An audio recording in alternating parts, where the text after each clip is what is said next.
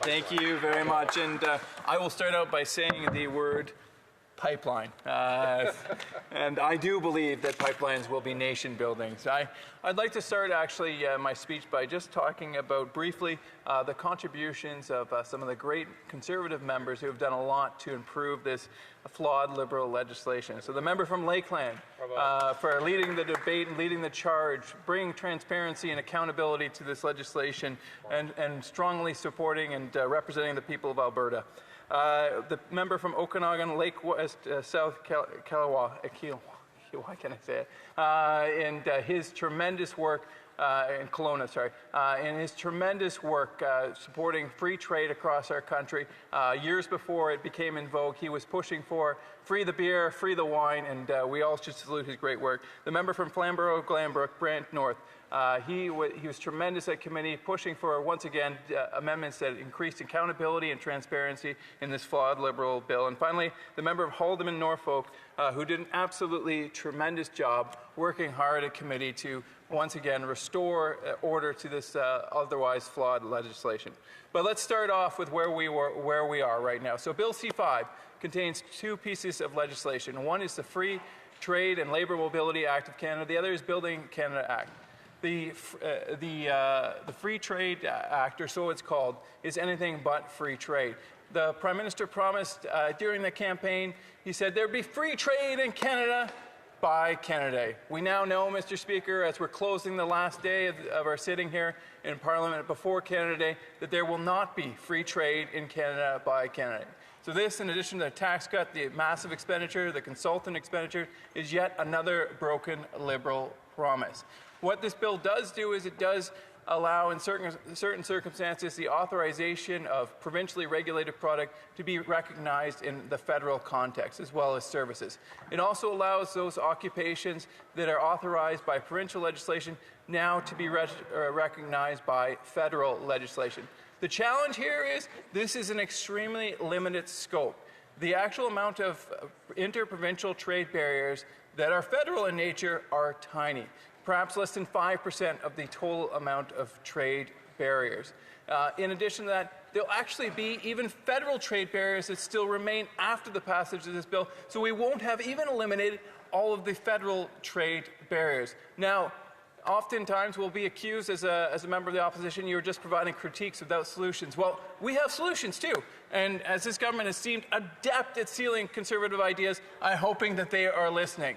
We have the Blue Seal program, which would allow nurses and doctors to work from coast to coast without having to get accredited again and again and again, which after this legislation passes, sadly, in many cases, they will still have to do. The other thing is that, of course, many of these are in provincial jurisdiction, and we've heard this brought up over and over again by the other side. The reality is, though, the Prime Minister has tremendous power, the power of moral suasion and the power of vision to bring provinces together. And if nothing else, he also has the power of the purse. He has the ability to provide financial incentives to those provinces, like I might say my own province of Ontario, where provincial leadership has torn down some of these barriers. Why not provide a financial incentive, additional federal funds for those provinces who have the vision to reduce their interprovincial trade barriers? And the best part about this, it likely won't cost the Treasury a dime. The reason? Because you can generate tremendous amounts of economic flows by reducing these interprovincial trade barriers, allowing for greater tax revenue, which is likely an offset to the reduction of these trade barriers.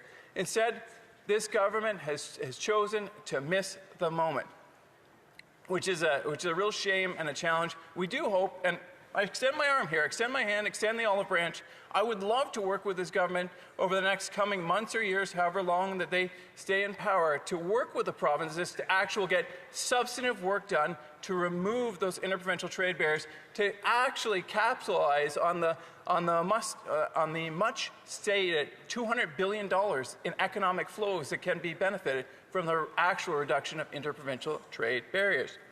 The second part of this bill is the Building Canada Act. The Building Canada Act is the greatest admission of failure by a government in recent history. Let me say it again. This is the greatest admission of failure of any government in recent history.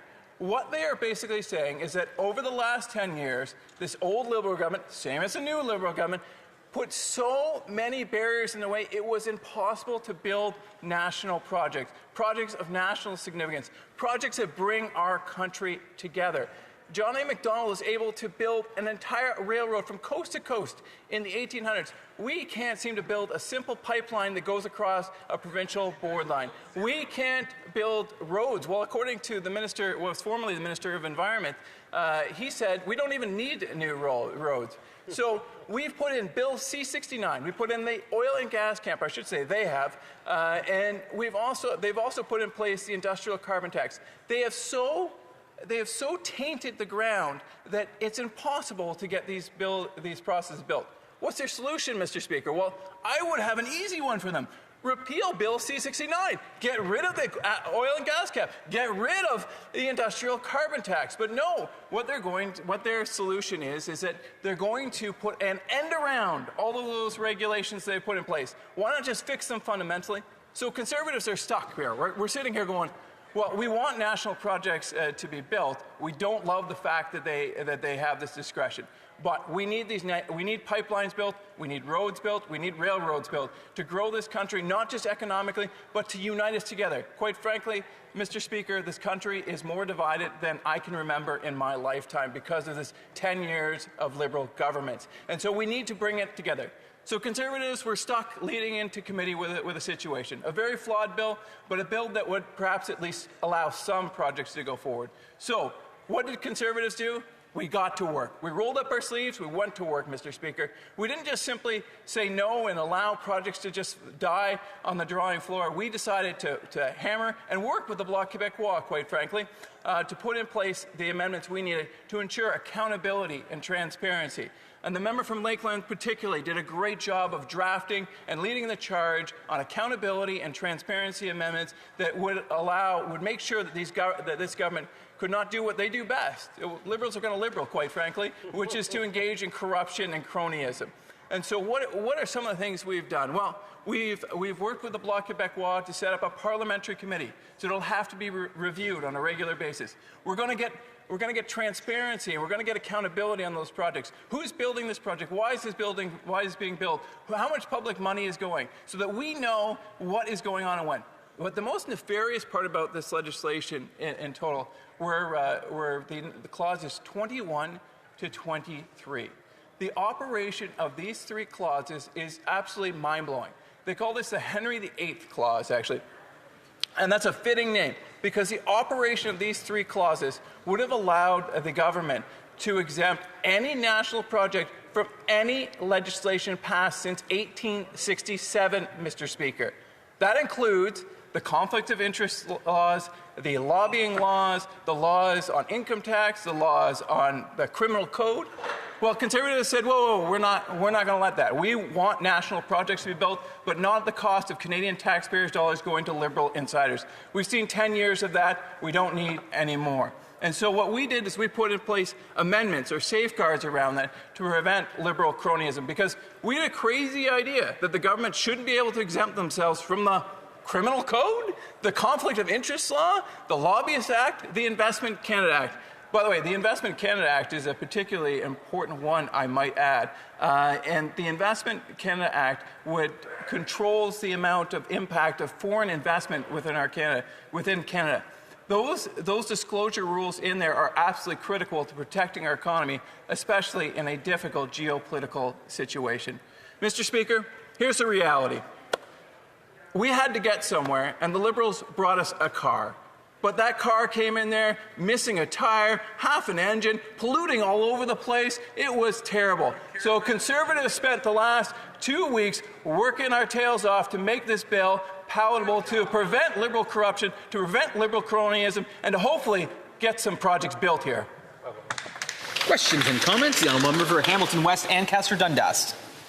Thank you, Mr. Speaker. As the member for Hamilton West, Ancaster Dundas, I'd like to congratulate LiUNA Local 837 on their 75th anniversary. LiUNA is a trade union that is literally, their members are literally building Hamilton, building this country. promoting and supporting workers in the skilled trades. As a professional engineer licensed in Ontario, I completely agree with the member that we need increased labor mobility, professional mobility across provinces. My question to the member is what would he say to workers in the skilled trades who directly benefit from one Canadian economy and direct benefit from major infrastructure projects included in Bill C5? Thank you. The member for Northumberland, Clark. Well, we have many great union workers and unions within Northumberland Clark, and so I salute them, as the other member talked about. And what we really need, and what unions are quite frankly clamoring for, is the reduction of as the Minister of Transportation said, an elimination of the thicket of regulation that are slowing economic growth and projects. If we want to get more quality union jobs, we need to make sure not just some projects, but all projects are allowed to go forward in order to build pipelines, build roads, and get more great union jobs. Question et commentaire. The Honourable Member for Pierre Boucher, Les Patriotes Verchères. Thank you, Mr. Speaker. Through the study of this bill, we've denounced the fact that the government doesn't need to follow any criteria or limits when it comes to designating a project to be in the national interest. And there are criteria, there are factors in the bill, but the problem is those factors and those criteria are completely optional. So it's up to the minister to decide if they want to follow them or not. And that means, for example, that they could designate, a pool they want to dig in their own backyard in the national interest if they wanted to. So I'd like to ask my colleague, does he think that this is acceptable? And I have a hard time understanding why in their party they're supporting this.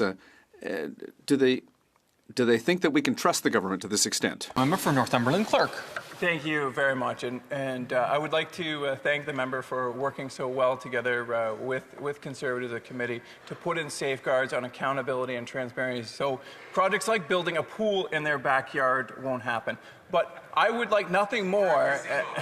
Than to work with them or any other members to actually fundamentally change, and instead of having an end around the morass of regulation, of burdensome taxes, to actually put in place the foundation, the environment, that way all projects can get built, as opposed to having an end around. But unfortunately, we haven't had support of the Bloc or any other of the radical left parties in this House to eliminate things like the C-69, the oil and gas cap, and the industrial carbon tax. Questions and comments. The Honourable Member for Bruce, Grey, Owen Sound. Thank you, Mr. Speaker. I actually have a fairly tough question for my honourable colleague.